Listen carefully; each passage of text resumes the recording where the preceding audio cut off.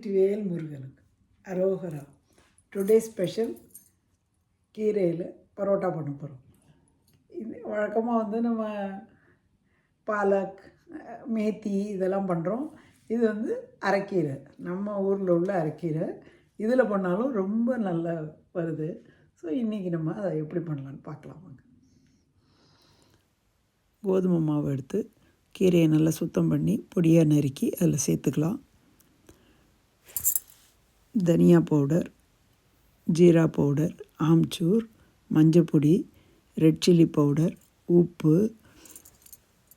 கரம் மசாலா அல்லது சோலே மசாலா எது வேணாலும் சேர்த்துக்கலாம். ஓமம், காயம் இது ரெண்டையும் சேர்த்துக்கிறோம். 1 டீஸ்பூன் எண்ணெய் விட்டு கொஞ்சமாக தண்ணீர் தொளித்து இதை நல்லா கெட்டியாக டவ் பண்ணி வச்சுக்கலாம். 10 நிமிஷத்துக்கு அப்புறம் போட ஆரம்பிக்கலாம்.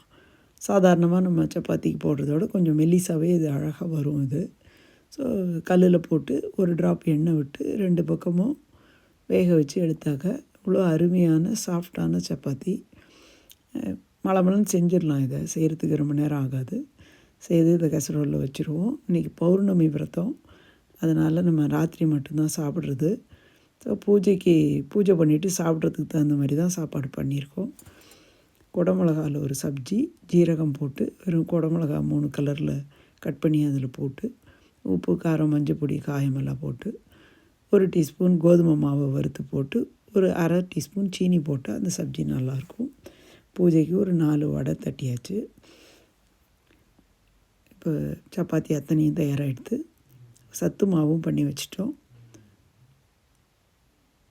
சப்ஜியும் ரெடி ஆகிடுது. அடுப்பை நிறுத்திடலாம். நம்ம கொஞ்சமாக சாயந்தரம் பண்ண ஓமப்பொடி எல்லாம் வச்சு பூஜை பண்ண வேண்டியது.